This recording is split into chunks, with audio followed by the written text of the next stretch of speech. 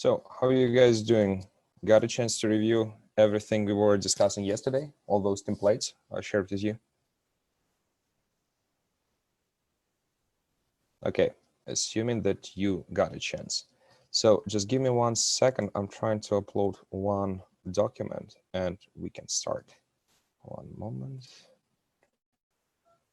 So basically right now I'm uploading the newer version of our slides for the day 2. So it will be including testing framework. And 1 second, let me share my screen.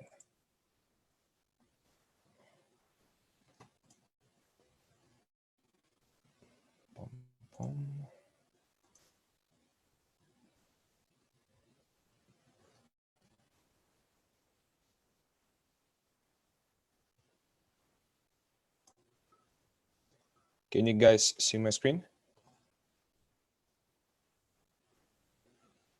Okay, sweet. So 1 second, it's still loading for whatever reason. Might take a minute. Anyhow, let's get to it. So overall, how many of you got a chance to fully review and come up with the idea for the industry and the persona they probably will be working with today? Any struggles, issues?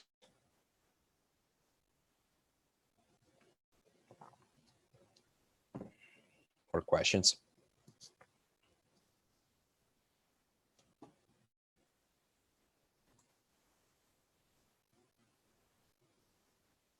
No responses? I can't believe it.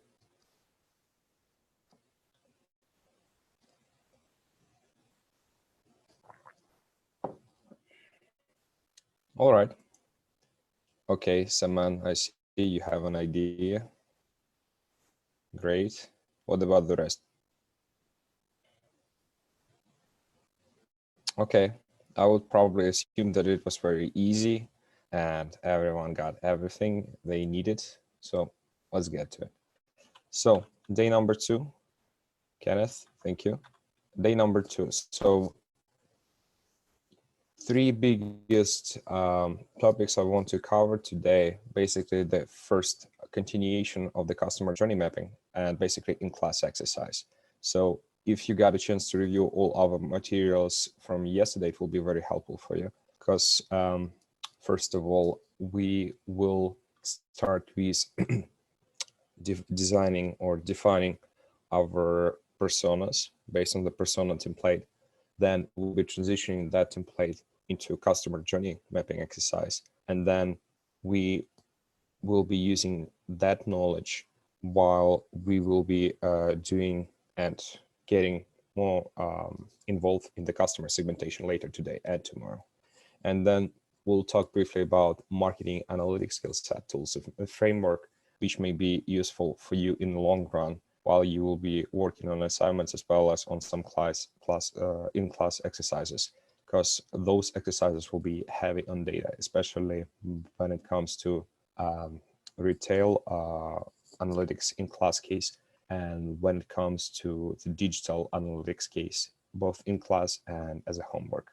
So first of all, let's start with customer journey mapping exercise. So first of all, as you remember, you were up to review everything we learned yesterday and make sure that you have access to buyer persona manual template and a customer journey map template. So for now, let's review and quickly summarize everything we learned yesterday about customer journey mapping. So we will just briefly go through both templates. Then we will review buyer persona manual template, build a quick draft of customer journey map as well as personas together. And then each of you would need to create his own personas in the customer journey maps. And at the end of the day, you guys will need to send it to me. So I can put it as your participation mark. Any questions so far? So far, so good?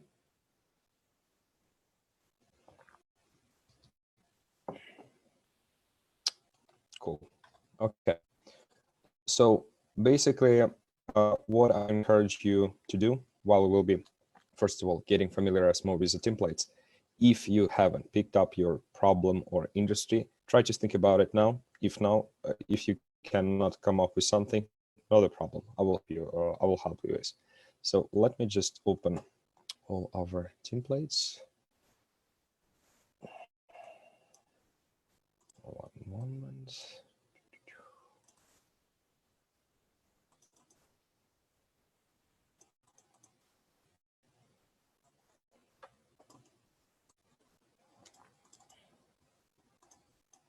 So let's start with the customer journey map template first, and then we will switch to personas template and then exercising. So basically, as it was mentioned yesterday, so the customer journey map, it's a journey map, or basically the detailed record of all experiences, transactions, and interactions your customer may have on his journey from beginning to the certain end state. And the end state, the way we define it usually, it's the conversion. So when do we build the customer journey maps? Every time when there is a major change in our business. So some sort of like a change from the inside out. Let's say we decided to make some changes in the way we interact with the customers. So for example, we decided to deploy some testing ideas or some improvements to user experience to either our online app or to the website, which will be affecting customer experience. Basically, it is option one. Option two, when we are seeing that the customer may struggle at some point of his journey within, for example, certain sets or certain category of interactions, or the interaction overall. So for example, if we are talking about like some particular problem, let's say customer support, we are starting the customer journey from person calling to the customer support agent, if it's in a case of call.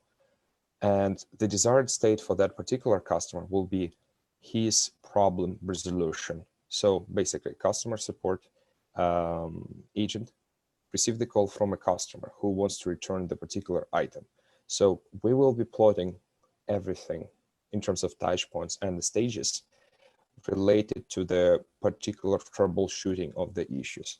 So starting from providing his personal information, personal identifiable information. So his or her information can be accessed.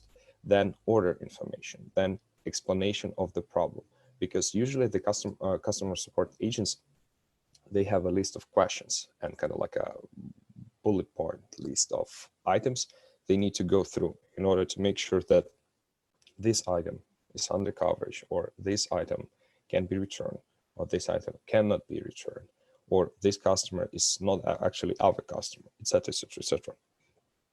Then it is also useful and interesting to use customer journey map when we are trying either about changing or shift within the roles within the company. So we want to assign, or just to make sure that all the responsibilities of one particular department fall into particular or cover particular stage of the customer journey map.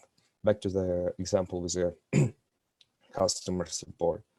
Some questions or some key challenges in the customer support comes when there is a need to access some sort of information. So for example, billable information, or the information which may not be directly attributed to the or available to the customer support agent. So there would be an interesting question on, for example, this person got a unique offer, let's say coming from online ads, digital ads, but then the customer support agent cannot verify that, and there are some issues on the billing side. So if these issues were identified due to, for example, interviewing customers interviews, or some sort of like a survey form which were filled multiple times, and we are seeing recurring pattern, that means that we need to reassess whether everything we originally designed is following the same pattern, or so there are some sort of like missing components in customer decision map. so we need to recover, or it's something else. And then if we need to understand qualitative data, so for example, if we have like our journey map mapped out, but we're seeing that, for example, in Google Analytics, the pattern or the fallout map is slightly different. So person starts here, then transitions to this page, page number 1, and then transitions to the page number 2. But in fact, according to our journey map, it should have been done differently. Then we also need to revise it. Sorry, guys, someone is on the mic. Someone wants to say something? Sorry, Max, can you mute yourself, please? Because there is some sort of background noise I can hear. Thank you, sir. So when there is some sort of like expected journey map, but the actual journey map is different, then we also will map that out and to re-evaluate actual or the qualitative data versus our desired customer journey map precision. Make sense so far?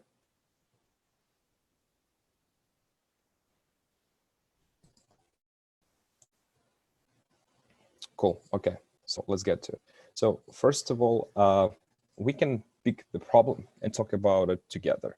So there are like multiple, like I would say tons of different types of customer journey map. So this example is probably the simplest, but it means it is one of the most effective ones.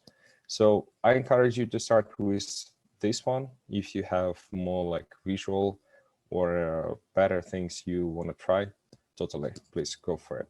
Because customer journey map, again, it's not something very static. Your requirements or the questions you want to cover may be different from someone else. So that's totally fine. Just make sure that you are not confusing customer journey map with customer experience map, because those would be slightly different. Experience map, it will be all about the emotions and about the feelings, while journey map, it would be the interaction with our business. That's the only one thing. So basically, we can start with this example, or we can craft our own, as we were working with pizza order or pizza delivery options, as I was mentioning yesterday. So which one do you want, pizza or this journey map based on the blood pressure levels? Type it in.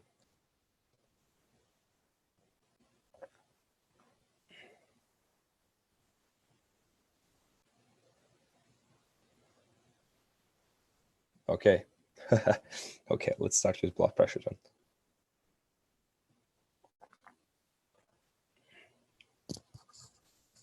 So again, it wouldn't be something that we're gonna make sure that it's written in stone and cannot be changed. So let's start with blood pressure, and then I will briefly, finally. And then we will briefly cover the pizza example. So just to give you guys like another perspective. So by the way, marketing analytics course slides for day 2 have been uploaded. So if you want, feel free to access those. So, okay, let me just quickly go and draw something. So basically, I hope everyone has the template open and running. So basically, the person name here, Elizabeth, it would be something that we guys will do on a next stage when we will be define our personas. So don't worry about that, as you can just basically write whatever the name you want for now. So just a bit of scenario and goals and expectations. So according to scenario, Elizabeth, our persona, is a 32 years old project manager who has make an appointment to her mother, who has to have a checkup on her blood pressure levels. So the goals and expectations. Elizabeth works full-time and therefore needs to juggle making the appointment and doing her daily work. She is worried about her mother's health and wants to know if anything goes wrong. So for now, we have the step number 1 pre-populated. So basically we can change it from the step 1 to, for example, like stage. But if we have the customer goal here, that's fine. For now, it's more than enough. So basically the customer goal here is to make a doctor's appointment. So the customer's thoughts and emotions at this stage, stressed and worried about her mother's health. So opportunities to improve, opportunities and ideas to improve. Opportunity 1, idea 1, which we will pre-populate, and touch points, dialogue between Elizabeth and her mother. So how you guys prefer me to do it? I can basically put everything on a whiteboard and just refer and to create like something on a different tab in my browser. Or I can just talk through it with you together so you can make some notes on your end. What do you prefer? Option 1, option 2?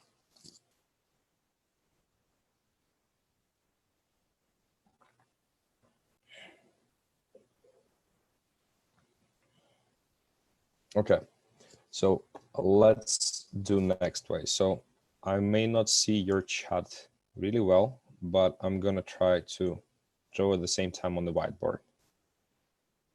Okay, cool. So 1 second, let me just change zooming. So basically for the step 1, sorry for my ugly drawing skills, not the best in those, but we'll try to type it in.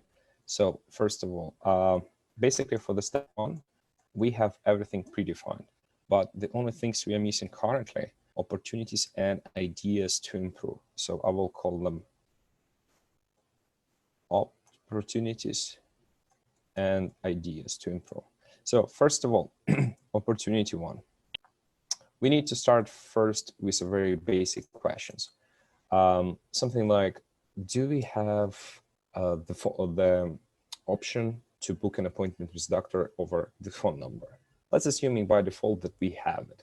But what if the person lives in some sort of like a remote area, or we don't have some sort of like a voicemail? So basically the ability to record someone's voice or leave a message after the tone if we cannot answer that call. So option 1, if we don't have a voicemail, activate voicemail. So we can call the person back or answer person's question more effectively. So instead of kind of like going back and forth, for example, person call us, but we don't have the voicemail system activated or available at all. Person won't be able to leave her message or the things she wanted to talk about. So then we would need to call again saying, hi, we received your call. We don't know who you are. So can you explain us the problem?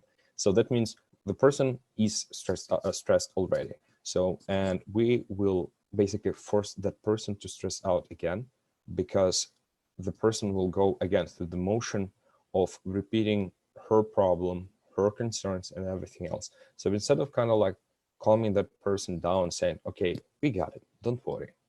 We understand your concerns, your problems, and we are trying to make it better. We will kind of like reiterate and first person to repeat it again. So for example, we're calling you right now in regards to the message you left about booking an appointment for your mother. So could you please provide us more details or the contact information so we can reach out to you again?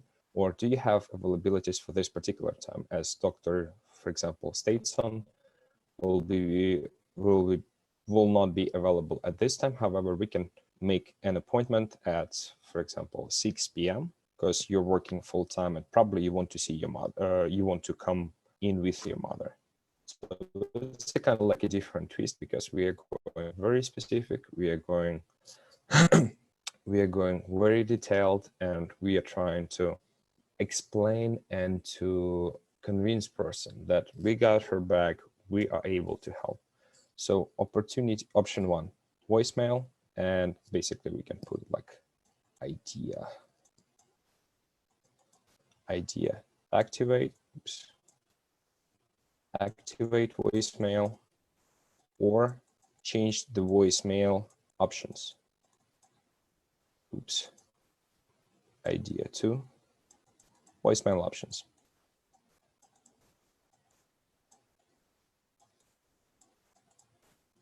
So we basically create like a list of items or options available in the voicemail, saying like, okay, please press 1 to book an appointment.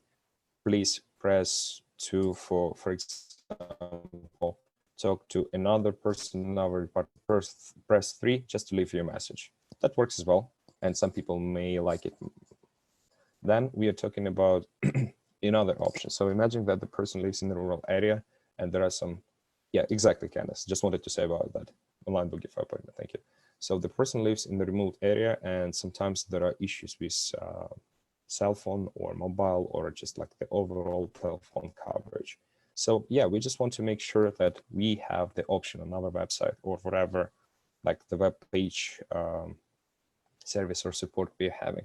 So the opportunity for us, number 2, would be online form. Online form. So that might be like, for example, idea number 1, book your appointment. Oops, 1 second, probably need to move it a bit.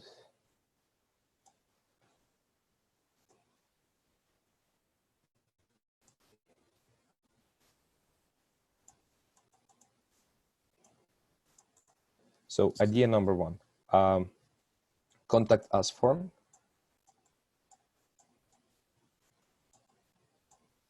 Contact us form, saying something like your name, number, the best time for you to reach, you asking the customer, so the prospect leave that kind of information, and then we will call them back in order to figure out what's going on, what's the concern. Or idea number 2, just book an appointment online option.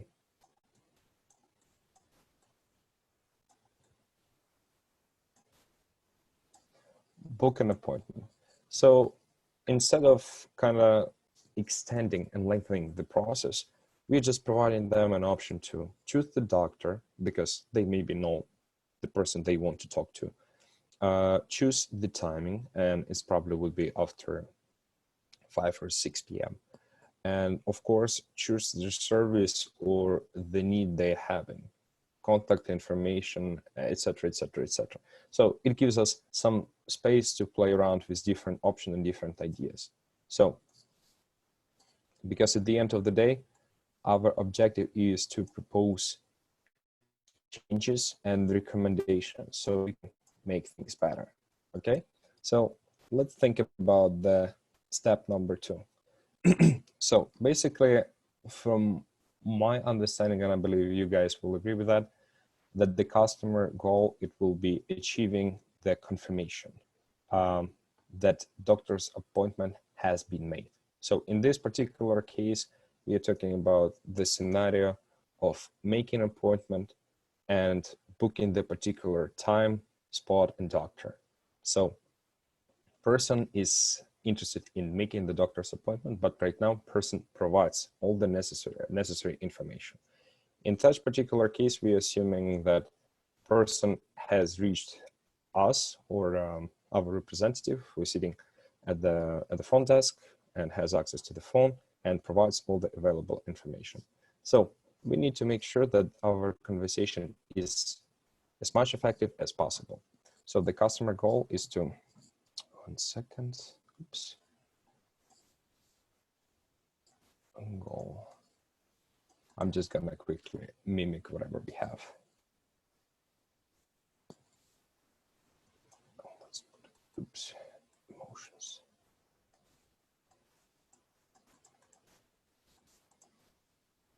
Emotions, and yeah, here.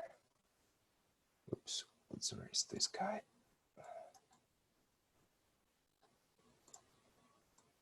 Oh, sorry, there are a possibility to put boxes with the text from the left toolbar. You can use it and it will be more readable for us. Thank you. Ah, sorry, good point, thanks. Frankly speaking, not a big fan of whiteboard, but it is what it is. Thank you for the advice. Okay. Okay, better, guys?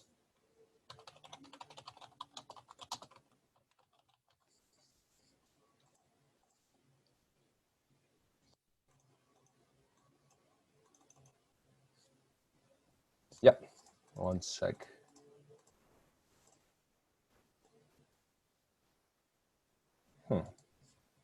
That's interesting.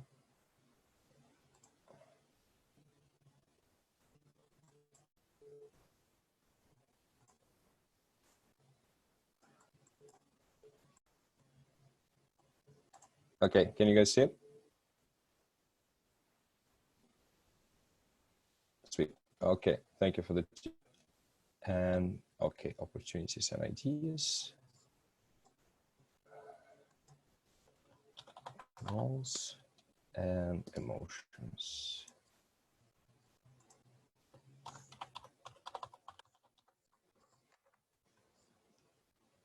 Okay, carry on then.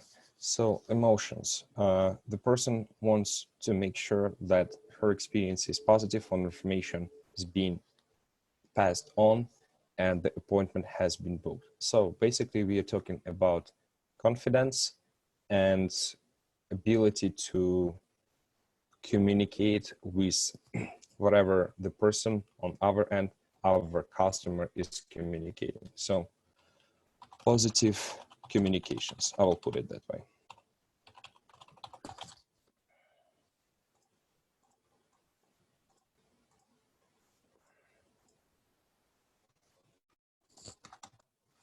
Then the goal of that particular moment would be explaining the situation customer is facing.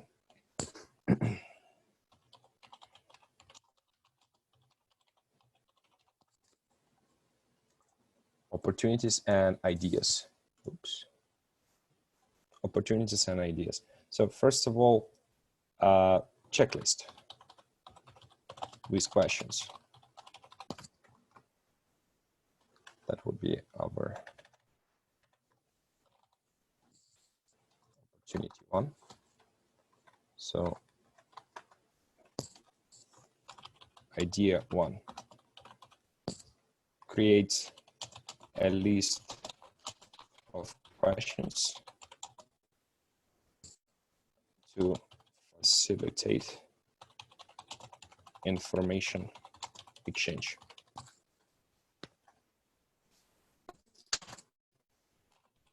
Idea two, we'll think about possible another idea. So we may have just a list of questions to facilitate information exchange about the other conditions, etc., etc.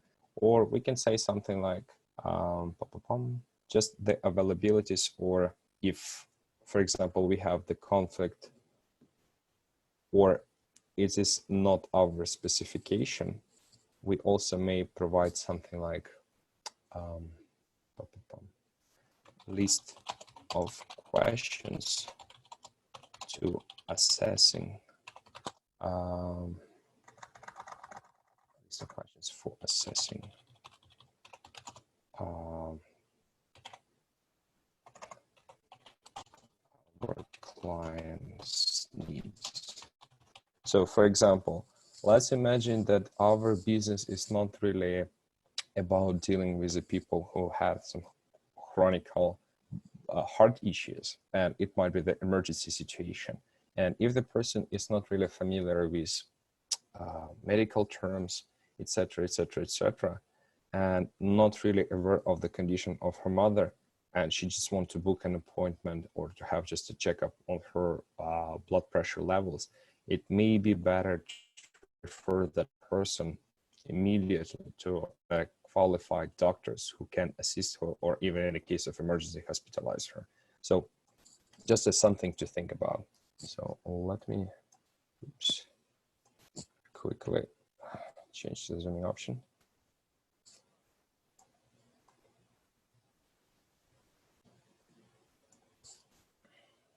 Okay, so now we're transitioning to the stage 3. So assuming that the information exchange has been occurred, we got the all available information about from the stage, and we were able to book an appointment. Let's imagine that this appointment, it's not right now. It's at some point next week. So saying something like, okay, yeah, we can talk, but I just want briefly, first of all, to mention what kind of like the interactions and stages this person will go through, and then we will talk particularly about touch points. So Then we will be trying to, first of all, send some sort of like a memo or something that will ensure that this person will show up, or remind this person that she needs to come with her mother at this time, at this date, and this doctor will be expecting her at this time. So her goal will be, our customer goal would be confirmation reminder in this situation.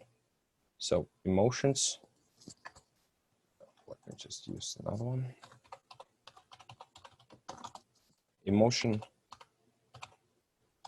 again, confidence and positive experience that she has been taken care of, her mother and the doctors, everyone else. Remember that she has an appointment at that time. Okay. And then we go quickly, oops, just need to edit this guy.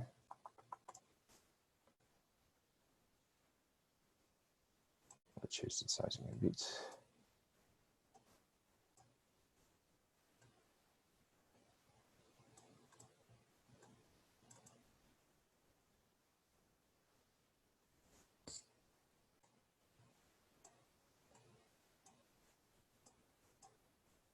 Stage number 4, the actual appointment. So text.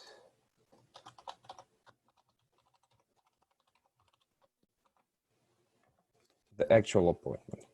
So the goal is to actually, for Elizabeth, to figure it out, first of all, if there anything concerning with the blood pressure levels of her mother, and take some actions if they're required. So the goal is to understand or resolve the problem.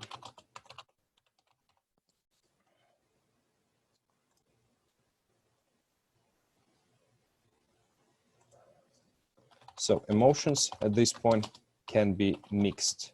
So by mixed saying, it can be both positive or negative, but not in sort of our relationship with Elizabeth, but in terms of the actual situation or her mother condition. So that is something we can refer to in the end. So let's basically draw the line here so we can start working with the touch points, but we just need to pre-fill some extra information here. So first of all, opportunities for the step 3. First of all, if we want to follow up, how we can follow up with the person, just reminding that she or that Elizabeth has an appointment in 1 week. So we can send her an email or text message or both. And basically providing the information, send her a reminder with the options of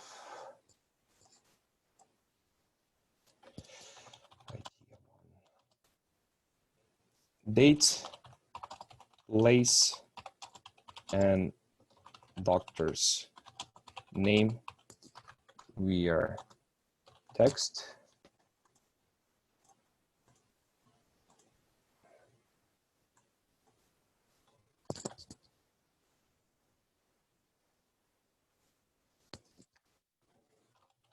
Idea 2, date, place, and doctor's name via email. And idea 3, just a phone call, if it's possible.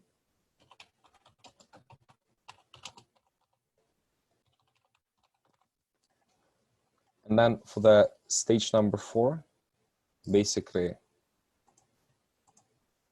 first of all, we need to understand that Elizabeth, technically, because it is after full-time work hours, so probably might be late. So first of all, we may want to make sure that she is coming at the right time, etc., etc. So just some sort of like another follow-up reminder, but sometimes it's extra. But usually what I usually recommend to do is just basically ensure that her experience in that day will be as positive as possible. And people tend to be late due to the traffic issues, due to the issues with the public transport services. So most likely what we gonna put here, it's just the execution or the problem resolution at this particular stage. So option 1,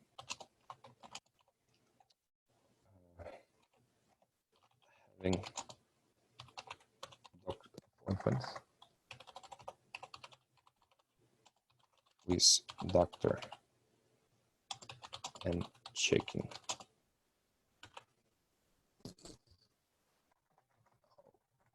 text. So opportunity 1, sorry. Elizabeth will be having an appointment for her mother, and then she will be having some sort of like a conversation with the doctor who will come up with recommendations and explain everything she needs to know in particular case of her mother. But there are several ways how this message can be delivered, can be shared, or several forms. So many doctors, what they tend to do, we are talking about ideas, it's basically just a conversation. So the form of delivery information of her mother state will be delivered to Elizabeth directly, because we're talking about the Elizabeth as our customer, not about her mother, because most likely Elizabeth want to come with her mother. We are analyzing this case. So idea 1 is essentially doctor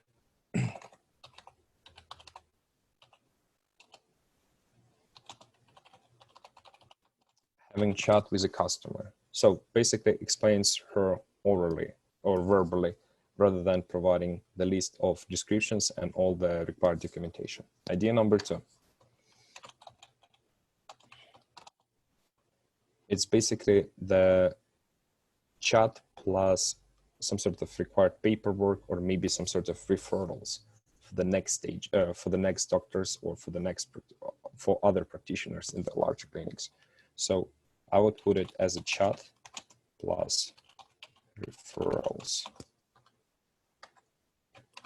And idea number 3, because we live in the world of marketing and our objective is to satisfy and secure our customer, we want to make sure that her mother is doing well, there are nothing concerning, or there is something concerning. We probably may want to book a follow-up appointment. So the opportunity for us to communicate and to arrange another timing. So most likely that for Elizabeth, some sort of like reoccurring pattern in her mother's health condition, or Elizabeth wants to have like a constant check on her mother conditions throughout, I don't know, the course of every 2 or 3 weeks. So here we will put follow up recurring.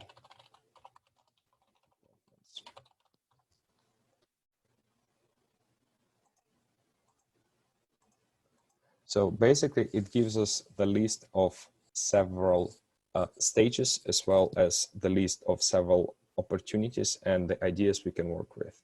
So talking about touch points, back to kind of to your question, thank you. So first of all, you try to come up with the idea. So it's a kind of like desired state, and then you're talking about the current state. So the current state for every, let's put it here as a touch points.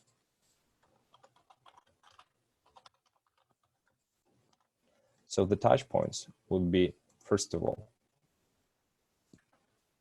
what we are currently having in place by fact. If we don't have the website, or we're about to implement website, let's think about to analyze. Are we analyzing what currently we having, and we don't have the capabilities of bringing online tools into equation? So we'll be talking about just the communication over the phone. But if we are changing something or making some sort of like adjustment, So for example, we created the website, but this website don't have a form, and we're interested in a possible interaction with our online form. Then we will be talking to about online forms. So in this particular case, do you guys want to talk about making change? So we are bringing the online forms in, or you want to talk about the optimization? So how we can improve customer experience if the person reaches to us by calling us. Option 1, option 2.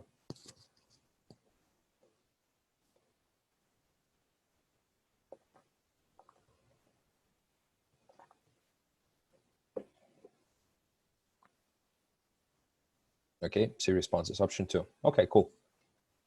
Not a problem. So we are assuming the case that we are making change. So we are bringing the new product, etc., etc., etc. So the touch point here would be the way or the place or the circumstances we'll be talking with our client. So there are two things. So two things to consider. First of all, the desired state and the current state. So the desired state or the types of the customer journey map. If we analyze in the current state, we'll be putting everything where the touch point will be our place or the circumstances of the communications, the communication point. So conversation over the phone, touch point. In-person conversation, touch point.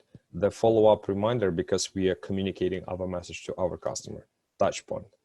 If we are talking about the desired or the future state, when we are making a transition or when we're making a change, our communication with our customer would be the lead form or contact us form, because the customer sent the information to us and we are obtaining this information. So in that case, that online form or contact us form would be the touch point. Make sense, Kenneth?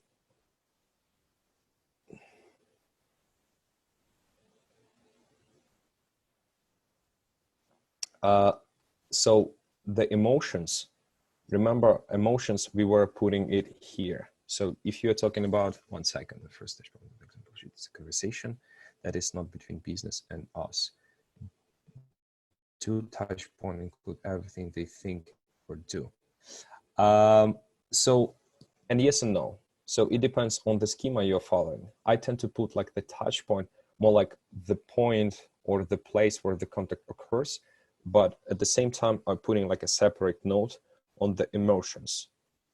Yeah, the first example is a conversation between mother and daughter.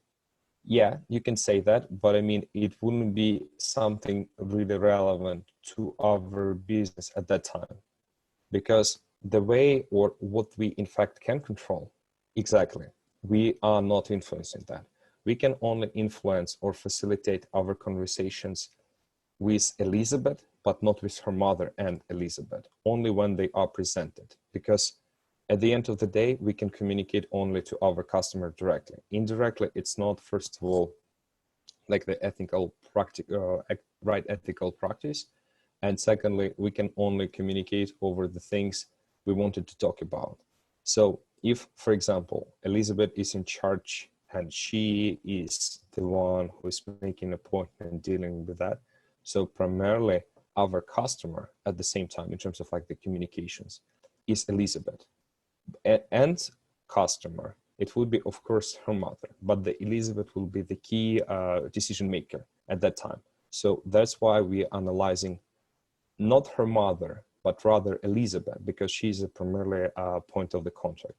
So when we start working with a customer journey map, it would be all related to the person whom we are dealing with in terms of communications, arrangements, and everything else. If Elizabeth at some point just wants to book an appointment, but then pass that information on to us and get in touch her mother or patch her mother through to deal with her situation and be completely off the conversation, then we will have to adjust. We need to make sure that the Elizabeth is no longer our persona at that point, and that persona at that point would be her mother. Does it make sense?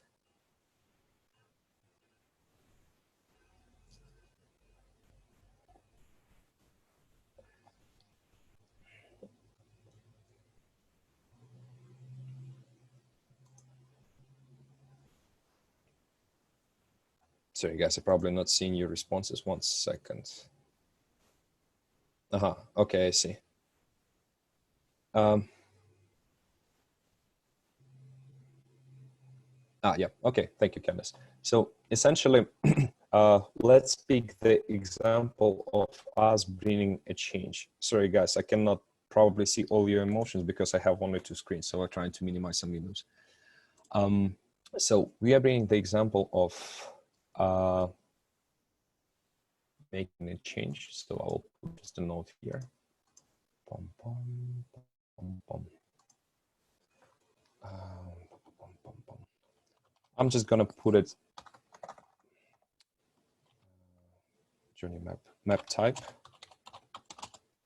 user experience change, new. Again, it's like for us just to understand for now. So basically what we are saying, or let me just elaborate it a bit. Deploying an online. Oh, I just have online form deployment.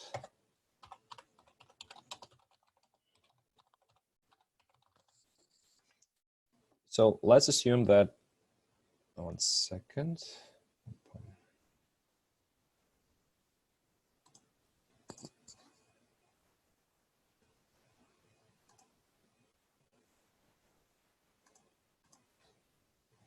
Okay, let's assume that we are bringing online form, or we are deploying the online form on at some point on the main website. So there are some things to consider. So I would usually just put something like extra notes for my personal use and call them watch out. So essentially what it means that, for example, we decided to deploy new book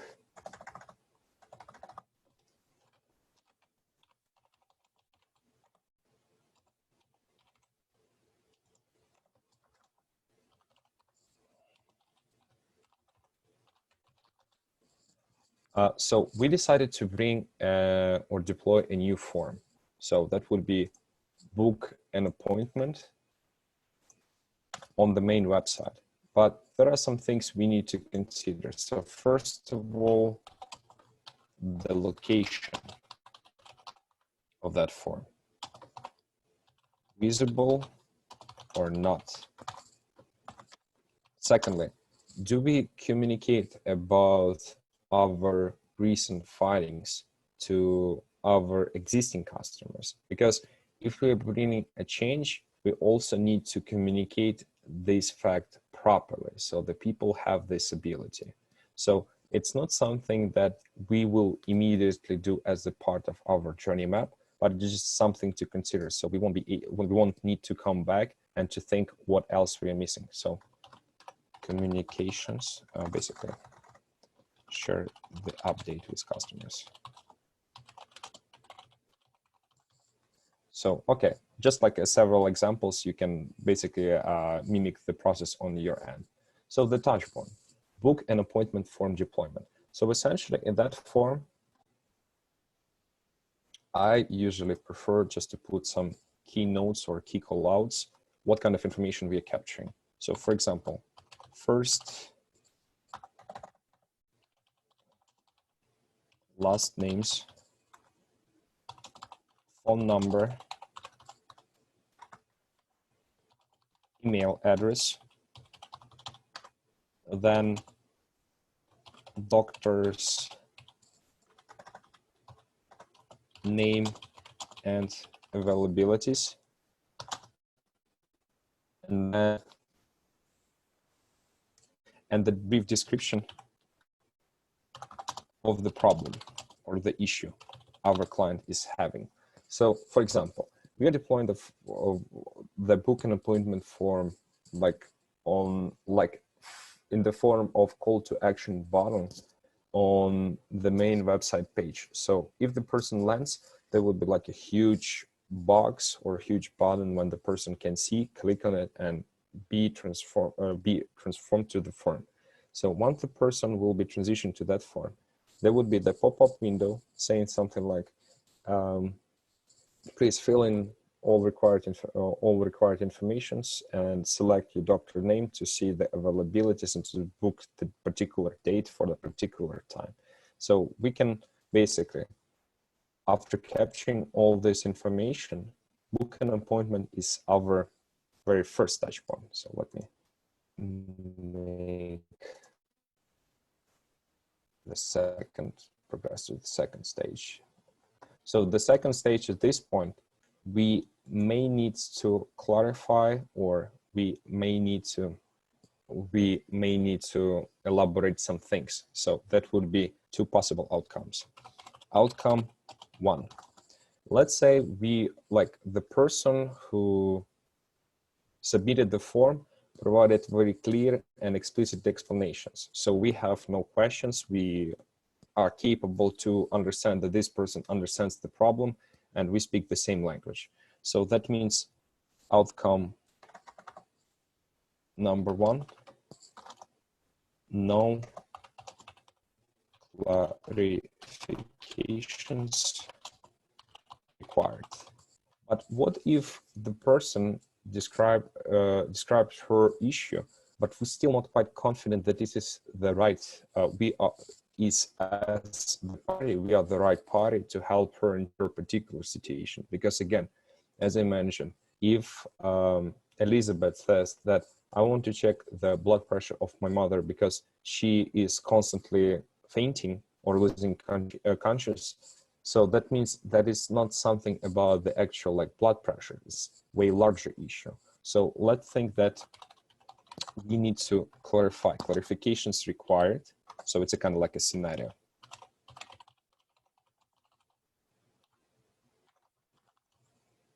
So we need to give her a call. So the touch point in this case would be calling her back with the list of questions on how we, or why we want to clarify something, or something in the information you provided is not really it's not really making sense to us. So we just want to make sure that we are the right party to help you in your particular case. So here we have in three branches, but for the sake of this exercise, we will be assuming that the outcome clarifications required. We're giving her a call with a list of questions to understand her situation better. So far, so good, guys.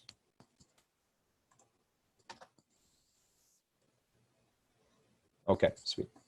Then we are slowly transitioning to step number 3, which essentially would be very similar to what we were writing here. So the reminder. So the touch point here would be, would be reminder. Wherever we are having in place, send a reminder, send our communication or our message to Elizabeth, either text, email, or even a phone call. Saying Elizabeth, we simply wanted to remind you that because of the previous stages, Elizabeth was stressed. There was she is having some, for example, anxiety issues with her mother conditions, and she may be just not following or be all over the places. So it's hard for her to keep up with everything that's going on in her life. So we just giving her a reminder, assuring her that everything is fine. We do remember about your appointment and simply wanted to make sure that you can make it. That's it. Simple as that. And then the final touch point in this case would be the actual appointment.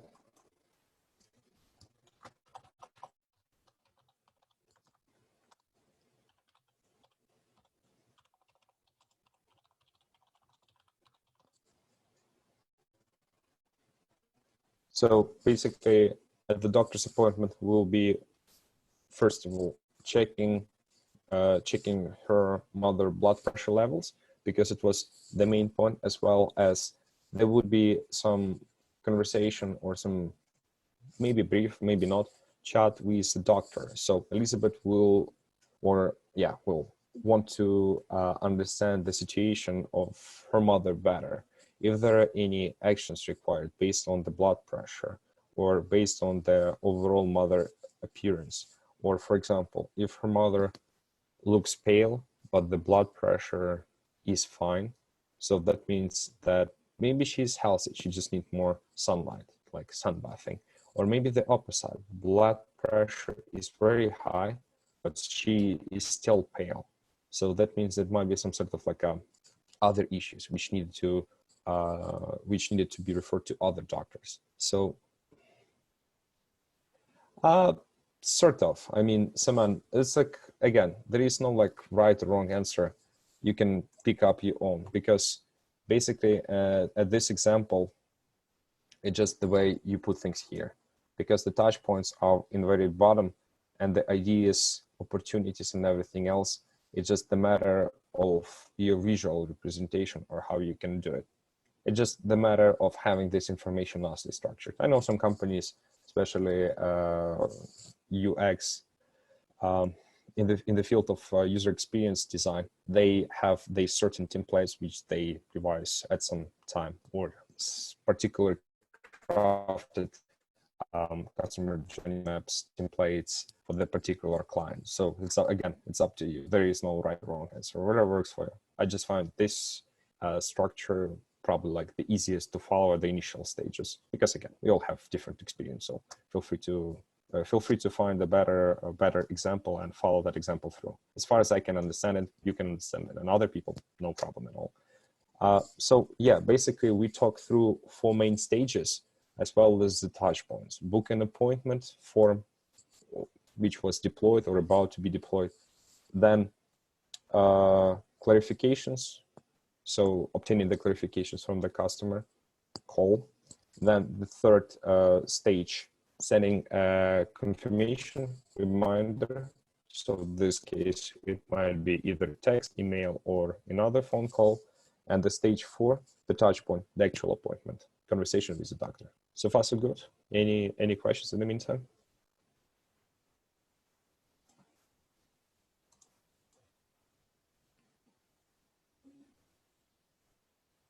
Okay, sweet. So that's basically like the way,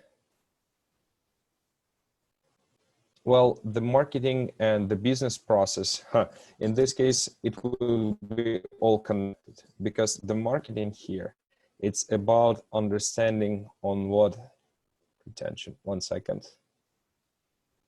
Yeah, retention would be another stage, not the another stage, it would be the another example completely. So because the retention, it will be anything which is going on the recurring basis and according to your business need. We just analyzed the problem. So our main goal here was to was to craft and map out everything related to book an appointment form deployment. So that would be a slightly different case. So the marketing here, it's basically about actual form deployment, because before deploying the form, you are questioning, or first of all, you're trying to understand what kind of interactions you should have and you should expect, what kind of information you should capture, and how you can deliver this information. So the actual form deployment, the way it will be deployed, and everything else, it all will come after the testing and understanding how you can optimize conversion rate better. Conversion rate in sense of, for example, if you see or you having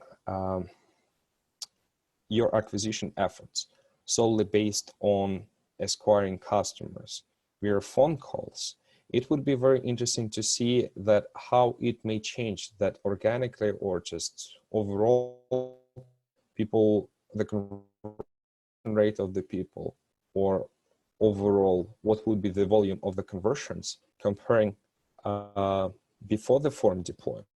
So people had to make the call and then calling you, booking an appointment, versus the number of leads once you change or once you bring the form in. So this is a marketing question. Business question is the way you operate the business. This particular question of the lead optimization or lead generation at any given point comes also to the analysis of quantitative results. So saying or identifying where the bounce rate is the highest. So for example, let's say that here we are capturing all the information effectively. So for example, at the first stage, but at some point we are not having a reminder set up to be sent out at the stage 3. So that means that how it will impact the number of the leads and leads progression, as we were talking about life cycle stages yesterday. As you remember, lead, marketing qualified lead, sales qualified lead, close the sale. Because here, if we think about these stages, it's all about the progression. So we're having the lead, the prospect, then we're having the marketing qualified lead, or actually, one second, let me just put it here. So here, we're having a prospect. Then on another stage, we are making the assessment of that lead or the prospect. And there are two possible outcomes. Technically, that lead may be our marketing qualified lead, so technically eligible for our business or interesting for our business, or may not, because again, it all depends on the outcomes. So here we will put marketing qualified lead. Here on the stage 3, if we obtained, sent a reminder or gave a call, and the person confirmed that they will show up, that's technically the progression to the state of the sales qualified lead. And once the person shows up, maybe she has the insurance policy or she doesn't. That means that from the state of the sales qualified lead, she becomes either an opportunity to our business or the actual sale, AKA conversion, which is marketing, because we are talking about the optimization on a larger scale, optimization of the user experience and the quantitative measurement of it. So everything lifecycle stage related, optimizations and the analysis of those efforts, it all will be related to the transition or the progression of our lead throughout the lifecycle stages, as well as the stages of his or her customer journey stages. Can this make sense? In the meantime, I'm gonna read other comments. Harry, I think the reminder helps the conversion of the success rate for appointment. Is from the funnel perspective. Yeah, Harry, you're right. Because basically, again, as just mentioned, it's all about the progression throughout the funnel or life cycle stages. So we basically will be trying to close the sale, but at the same time, we will be facilitating this interaction in order that interaction to occur faster, or for us to spend fewer efforts on non-qualified leads. So up to the point that we are able to understand that that particular lead or that particular person is attractive to our business or not. And if it's not, we will be just terminating our relationship. Well, one second, I think this is useful.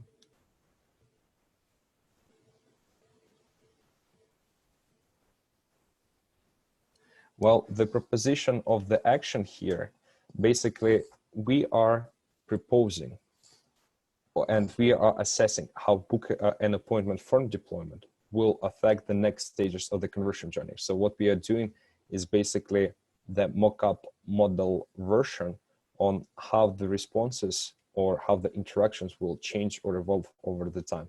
Because if we're having one system of capturing the information and one way of analyzing information, we need to understand and to adapt to that change. So for example, if we had a certain sense of the benchmark or the analysis deployed over life cycle stages or the funnel progression, that may be changed because the conversion rates at some point may become different. We discussed the emotion, but this emotion is well tied to the other actions and the communication. And basically what we're trying to satisfy here and why we're trying to come up with opportunities as ideas is about improving our product and about understanding what's working or not. So if you're talking about marketing, you need to think it from two different perspectives, from the tactical and from the strategical. So tactical, it will be understanding your strengths and weaknesses at this point or the current state you're having of your call communications, sort of like adjusted or created in a certain way. But in the strategical point, what you're trying to bring and what you're trying to improve, because you have one set of conversion rates, but then if you're changing it to something else, it would be slightly different measuring system, it's slightly different the outcomes. So first of all, understanding the benchmarks which were working in the past may not be the case in the future, and talking to the different people and trying to understand how to facilitate it, to expedite lead progression through funnel stages is crucial. So this is marketing, because it may look essentially like more like the emotional evaluation. It's not the emotional evaluation. Emotional evaluation would be on a different type of the customer journey mapping exercise, and it wouldn't be a customer journey mapping exercise. It would be a customer emotion exercise or customer, as far as I remember, emotion journey map. So you can check that one out. Any questions in the meantime, guys, or comments?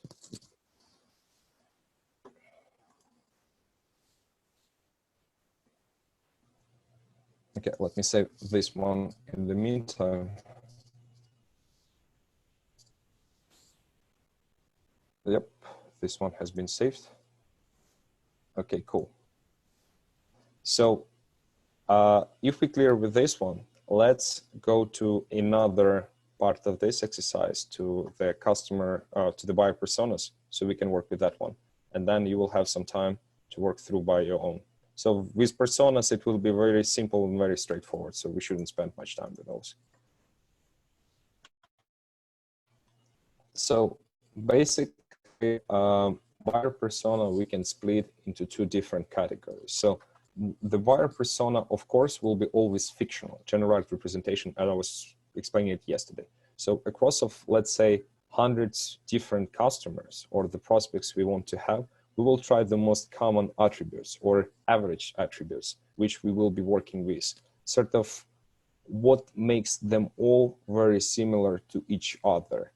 And we will talk and address all our communication to the similarities rather than to individual person.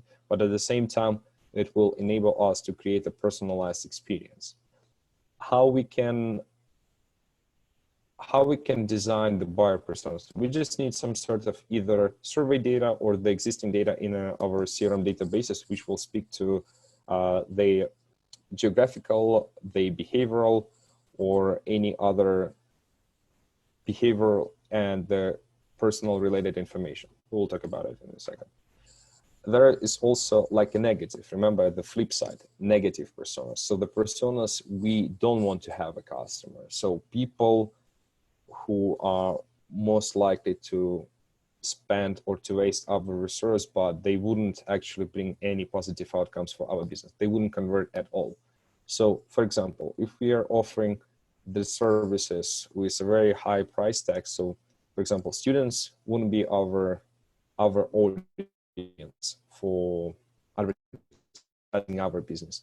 Let's say that we are working in the dealership and we want to exclude certain people from seeing our ads because we are advertising the cars with a price tag of $75,000. And not many students, I'm talking about like the recent high school graduates, can afford those cars. So we maybe want to exclude those people from our targeting parameters. So that's why we will come up also with negative personas. But for the sake of this exercise, we will stick with personas overall. Just with buyer personas. So what is important for the buyer's personas into understanding how they are progressing through life cycle stages. Funnel stages as well. It's basically the same stuff, but just in a different categorical compositioning. So we can create a highly relevant content. So if you remember about the leads or life cycle stages, we may want to communicate one type of information to our prospects at the prospect or lead level, but then once they fall or get converted into the marketing qualified lead, that would be another messaging. So for example, remember when I was talking about the evaluation, for example, the option evaluation, we may be saying that why our product is different from someone else, talking about the insurance policies we have in place, talking about loyalty programs we have in place, talking about even the discount rate. And once the person obtains all different quotes or different pricing offers from, for example, different investment banks, ours, Ocean Bank, Private Bank, the person will be sitting and comparing those three options. And in order for us to create a sense of urgency, we can offer some sort of like a discount because we are seeing that the person is interested in investing not 20,000 hryvnias, but 100,000 hryvnias.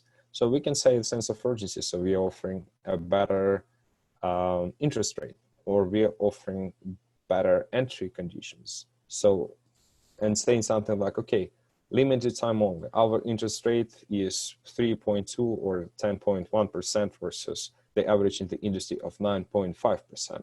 Limited time only, sign up or create your account by this date. So then it would be some sort of advertising or direct marketing campaign within the larger strategy on how we will be bringing those people in. So it all, again, comes to the marketing, but in terms of the strategy and how we will inform and to support our marketing goals and marketing strategies from the point of optimizations as well as the user segmentation. And the personas here are very important because we need to know what kind of message we can say and the kind of messaging we cannot say to our users. So there is some information on how to create the persona, some key considerations, very straightforward. I don't think it's really worth mentioning. So let's talk about briefly about the sections and how we're creating those compositions. Again, this is just an example. So we can start basically with something simple as background of the person, work, kids, basically how often this person is like to switch from the company, etc., etc. Whatever you think or you find useful, because don't think about the process of creating personas as something written in stone. It is something constantly evolving, because once you run this exercise for the first time, you're creating or making the hypothetical conclusions. But then you take the survey data or whatever the data you have, you're running the segmentation analysis. And the right thing to do is to compare how the segments actually match to your buyer personas. And maybe, in fact, you have more personas than 2 as you originally estimated. So this part is more about our perception, our ideas, and our understanding of our customers versus the quantitative data of segmentation, which we will talk about later today. So information about demographics, communication preferences, for example, as it was mentioned during the customer journey map explanations. Some people may like to book appointments over the phone. Some people tend to do it online and online only and don't want to be reach out via phone by all means. Rather than calling them, better to send them an email or just a text saying whatever the information you want to say. Then the goals, basically similarly to the customer journey map, what is the primary goal, so the end goal, and the secondary goal. Secondary goal, positive experience, or overall anything which support the overall mindset, the overall idea on how the people or society should interact. And technically it's a very universal items. It's not very difficult to write. The challenge is it is something the opposite to the goals. What prevents them from achieving their goals the way they want them to be achieved? And what can we do as a company, or what can we make better, or how we can make things better? Our ideas from the customer journey map. So basically you start with personas, then you're transferring all the findings or all the ideas on to help those personas is to customer journey map. And then on the customer journey map, it's either improvements to the existing product or the introduction to the new product or to the new touch point or to the new way of communicating through your touch points. And basically, we just need to have some information which will be confirming our assumptions. So for example, something like reoccurring pattern or reoccurring communication pattern, something very often or commonly said by someone in this group under these personas. So for example, in this case, person is not really having enough time to train new employees. And it's probably would be the same for majority of the people under this generic personas name. And the common objections, so basically the challenges, why it is preventing them from buying our product is some sort of like a validation point for us, saying that the common objections here are not matching with what can we do to meet customers or personas goals. So essentially what we want to do versus what we cannot do, or what is preventing us from converting them faster. Make sense?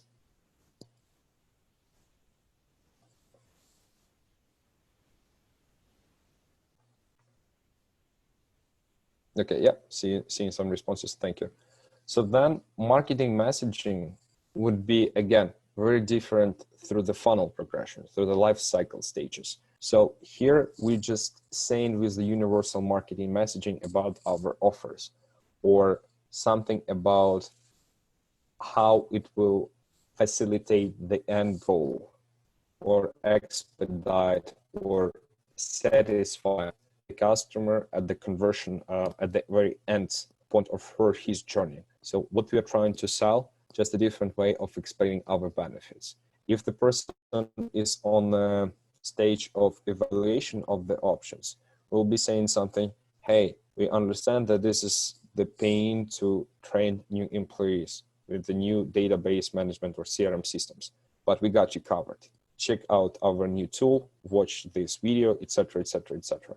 That is when the person comparing options, but hasn't requested the quotes or the pricing yet.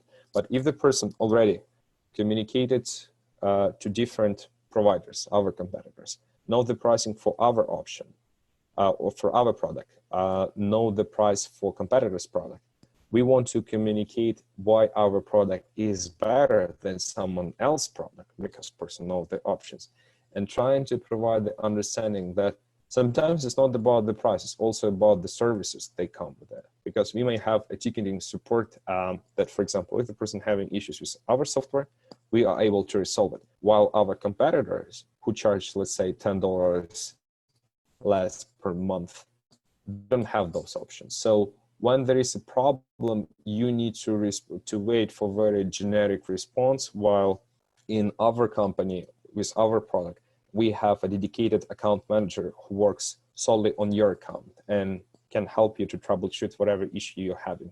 Plus, billing issues and everything else will be done through the person with whom you can build like a personal relationship, which will facilitate and basically expedite the processes such as troubleshooting the issues, providing some sort of like a reporting or some improvement capabilities, response or feedback sharing, both between customer and between our departments, because of the way the nature of the human interactions, as I was mentioning before. When all departments sit together and they brainstorming the possible ideas on how to improve the processes, the people who have the most experience talking to the client, they will be having probably the most things to say, because they will be able, after communications with the marketers or marketing people, say that, yeah, you're running this program or this advertising campaign, but my customer is not really getting why he has a higher price that you guys are advertising. So that is something we would need to understand in order to retain that customer longer. And now it comes to the customer relationship and the retention policies. That is the totally separate thing in the customer decision journey mapping, because initially we were talking about the changes in the overall acquisition efforts, but now we are talking about the retention and how we will be communicating something else. So back to 1 second, I believe it was Tatiana's question. Yep. So basically, let's try with, first of all, we start with developing one persona and one customer journey map. I believe we beat, 1 second, how are we about timing? Okay, so let's do next. Let's take a quick break, 10 minutes. Be back in 9 minutes. So we will spend another 20 minutes on this exercise, and then we will transition to another topic, because I'm flexible, so we can make some sort of like rearrangements in our program. So see you guys in 10 minutes. So in probably 16:01.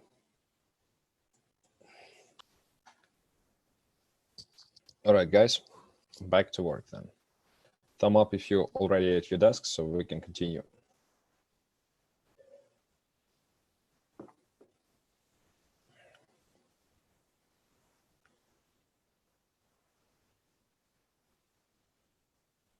Yeah, okay, sweet. So for now, let's prioritize for the next 20 minutes. Basically, you guys will be picking the problem industry.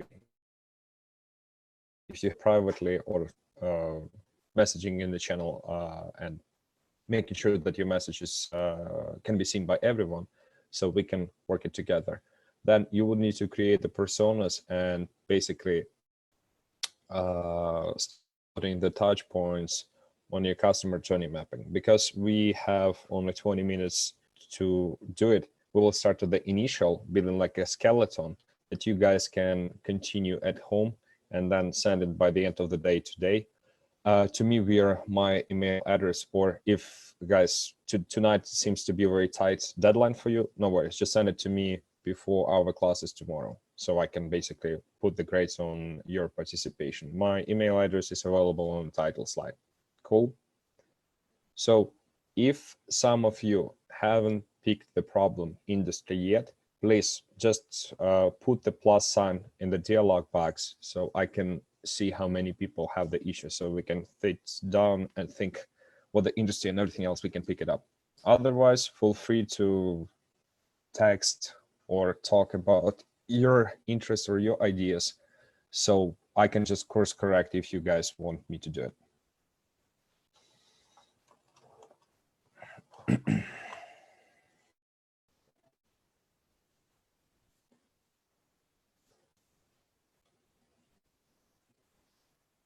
Okay, I see one person.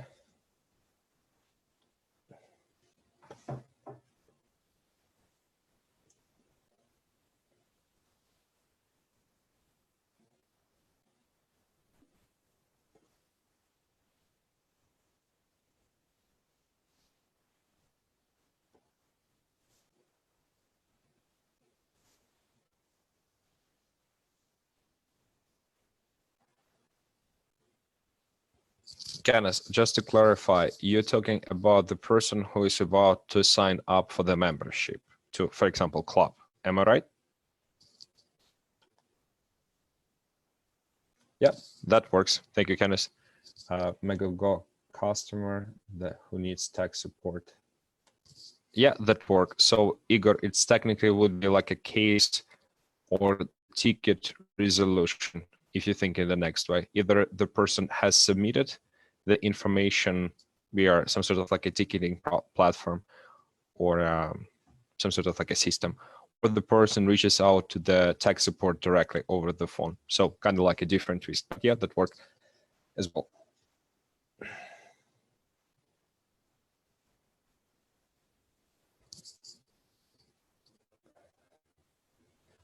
Beauty salons, appointment, Saman, that works.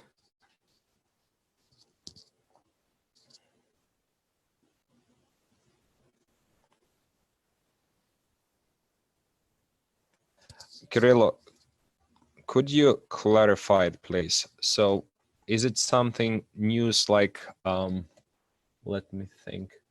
So is it like a online paid news newspaper, for example, or some sort of the website where you're paying for your membership, or is it something different?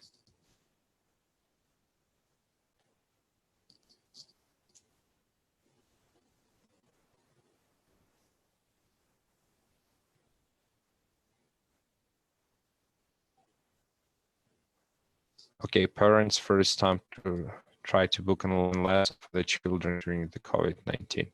Yeah, that works. Insurance customer journey for digital claims management procedure. Yes, that works, Kirilla. First off, regardless the paywalls. Okay, that work. But I mean, if you want, feel free to text me so I can look it through. Okay, if there are anything else, I'm gonna help person who is having issues. 1 second. Let me just, oops, minimize some windows here on my end.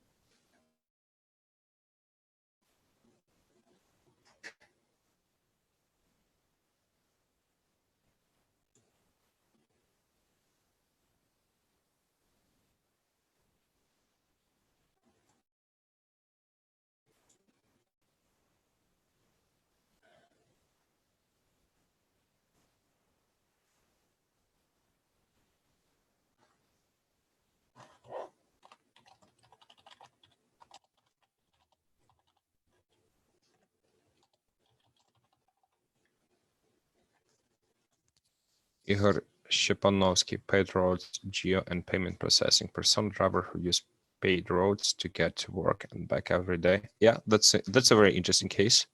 Так, Тетяно Хурсенко. Сейчас дивимось. Так, секундочку.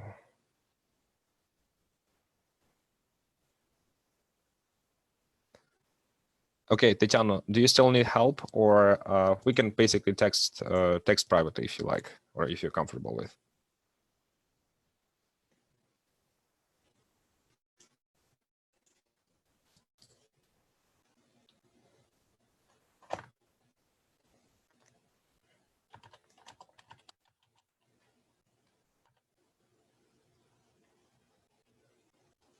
Yep, totally for it. Just pick up basically the case you want to work on. Either it's like a new member who's about to sign up, or if it's like another situation, for example, the troubleshooting payment issues that, for example, membership was terminated, and apparently it looks like there are some issues with withdrawing funds from members' bank account.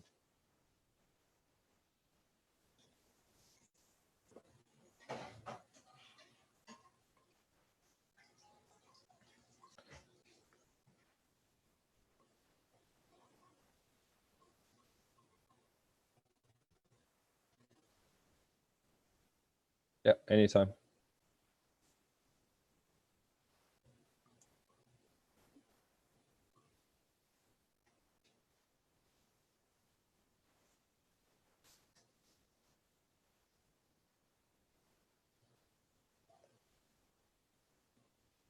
Yep, Adele, that works. Just to don't forget to mention what kind of education you're talking about, like a remote education, sort of online, or the online courses which you can take on your own pace. That's the only minor comment I wanted to say.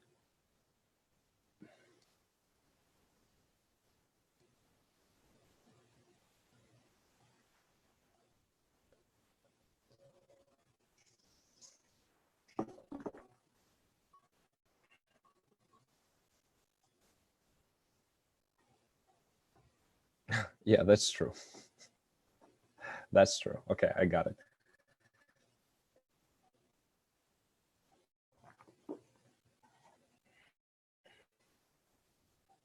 The only option we all unfortunately having.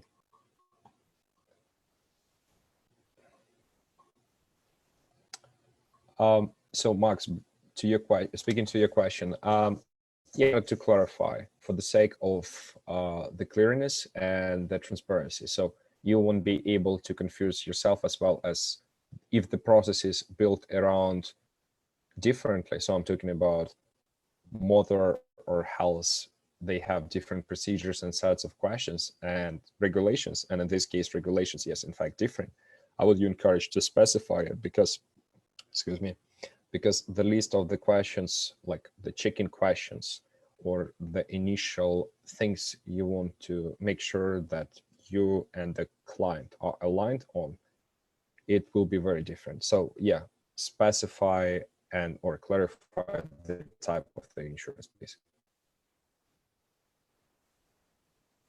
I hope you guys already in the process of creating your personas, or at least building the skeleton, so you can ask your questions already or now. So Max, yes, I hope so. But again, you will finish it up at home. Basically, let's use another like 10 minutes just to answer the questions, and you guys can map up something. Saman, back to your question. Yes, I would say start with probably 2, just to have like the sets of different people. And if you still feel comfortable and confident that the 3rd person is required, please add it.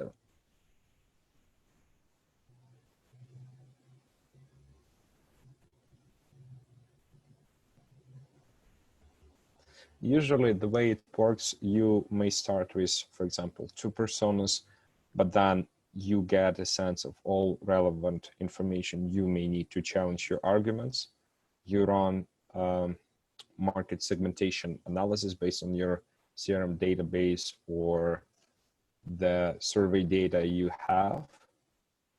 Some sort of like, first of all, to challenge your own arguments and ideas, and secondly, to cross-correct all available persona information. So then you will be able, first of all, to validate your assumption, and secondly, design a better messaging, because after kind of confirming and to editing the assumptions of your buyer personas, you will be able to craft a better messaging across the channel through all life cycle stages of your customers, as well as just through all the channels you may be or may not be reaching that particular group of people or particular personas, so to say. Okay, guys, 5 more minutes, and then we will transition to the next topic for today.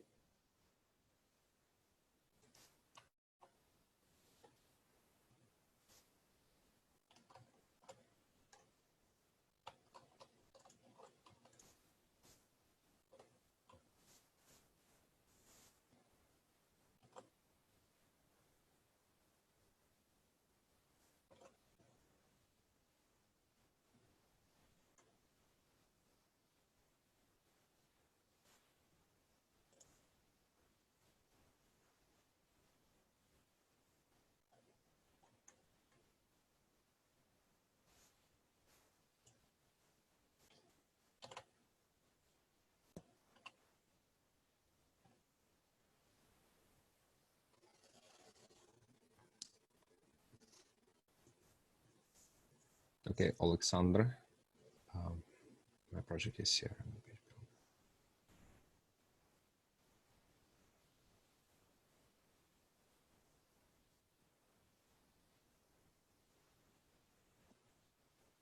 I would probably start with persona number 1, owner of the small accounting business outsourcing firm with 5 employees first, because it probably will be more complex, and in a sense you may capture more information first in like the initial stages that can be replicated for the persona 2 and the persona 3 later on.